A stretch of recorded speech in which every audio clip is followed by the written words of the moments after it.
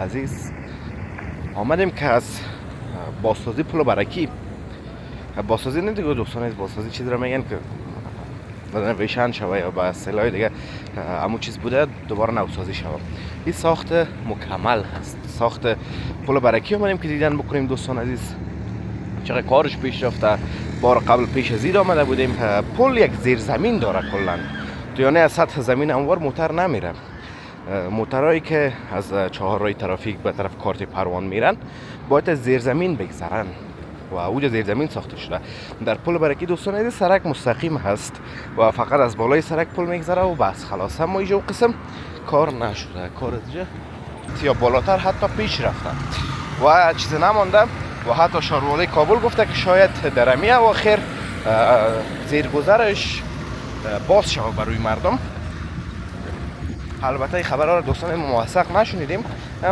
سلام و درود نصار شما خوبان عزیزان، انشالله که خوب و صحتمند و سرحال باشین و زندگیتان هم در خوبی خوشی و آرامی سپری شود.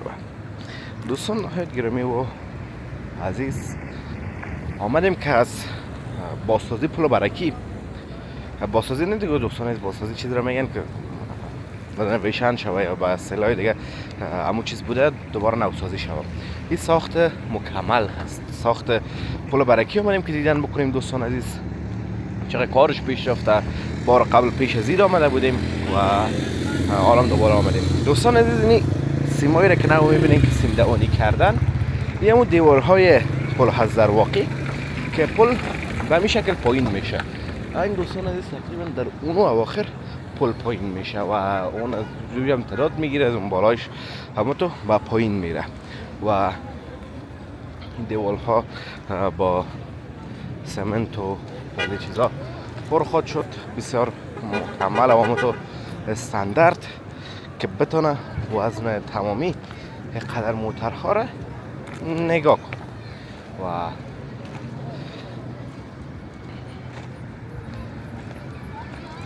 همونطور که دوستان عزیز میبینید همونطور یک روند نزولی داره دوستان عزیز از اما بالا. خب چون این پل نیست دوستان عزیز که از زیرش هم موتر بره مثل کوته سنگی، این پل یک زیرزمین داره کلا، تو یعنی از سطح زمین انوار موتر نمیره. موترهایی که از چهارراه ترافیک به طرف کارت پروان میرن باید از زیرزمین بگذرن و اوج زیرزمین ساخته شده. در پل برکی دوستان عزیز سرک مستقیم هست و فقط از بالای سرک پل میگذره و بس خلاص. اما اینجا قسم کار نشده، کار دیگه فرق داره دوستان عزیز نسبت به اوج.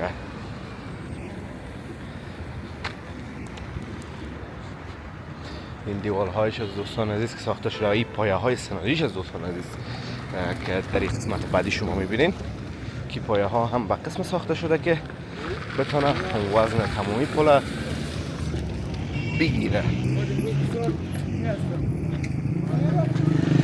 پل قدر دوستان عزیز بلند هم نیست که بگویم پل بسیار بلند هست، مثلا مثل کوته سنگی از کوته سنگی بسیار بلند تر از این دوستان، اما این قدر بلند نیست. قسم که خود سخنگوی شارواری کابل میگه ما پل قسم ساختیم که هم طولانی تر باشه هم قدر بلند نباشه، قسم که حتی ضعیفترین موترها باسکیل یا کراچی یا هر شکست گذشته بتانن. دیگه کارم دوستان عزیز یعنی تقریبا به این همین قسمت ها رسیده.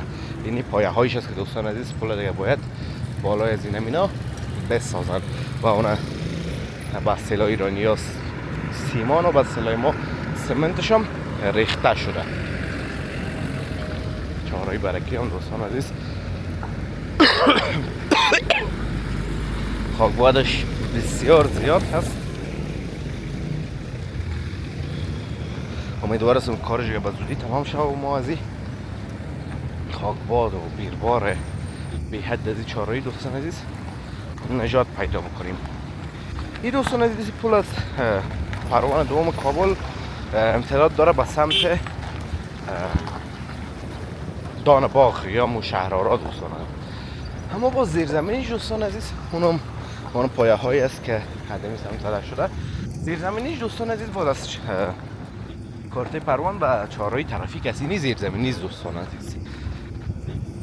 اون جایی را که در تصویر شما میبینین اون زیرزمینی هست. این پرده های سبز که هست پشت سرش زیرزمین هست دوستان عزیز، که البته کارش تا حدود 80% یا بالاتر حتی پیش رفتن و چیز نمانده و حتی شهروالی کابل گفته که شاید در امی اواخر زیرگذرش باز شود برای مردم. البته این خبرها رو دوستان موثق نشنیدیم، اما مردم میگن دیگه خب در صفحات اجتماعی و بعضی جاهای دیگه که زیرگذرش به زودی باز میشه. این طرف میبینید دوستان عزیز نه پایه های استنادی هست و نه هیچ چیز دیگه، چون که زیرزمین هست. اولا دوستان عزیز این زیرزمینش ساختن و بعد از او باز کار بالای پل شروع کردن که کار پل هم دوستان عزیز بسیار خوب پیش رفته میره. اگه هم قسم پیش بره امسال احتمال زیاد تا آخر سال شاهد افتتاح و بهره برداری از پل باشیم.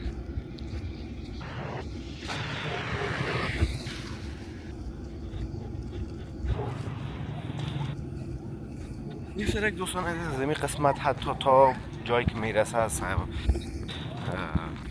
باغ بالا گذشته و کارتی پروان و طرف ها، حتی تا چهارراه قنبر و طرف ها هم دوستان عزیز از افشار 4 سرکه هست و از این طرف هم دوستان عزیز تا چهارراهی شهید و سلیم کاروان و حتی تا چهارراهی کجا بگویم تانه از چهارراهی شهید که میگذاریم سرک چی میایم اسمش خوجا بغرا دوستان. تا سرک خوجا بغرا 4 سرکه هست، 2 سرک فرعی و 2 سرک اصلی.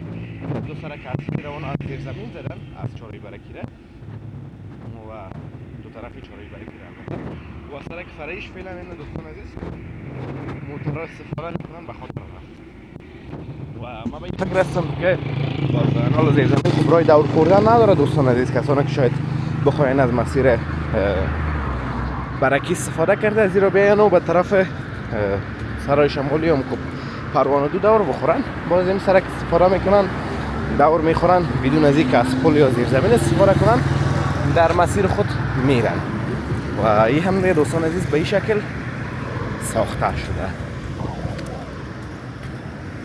طرف هم دوستان عزیز یک فضاوه که زیبا و مقبوله هست، یک پیاده رو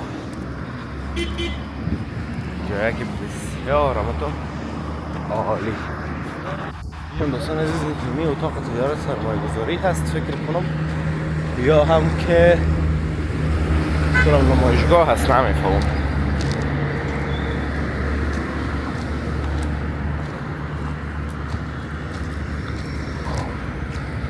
ملتمه دندان زینکس هست.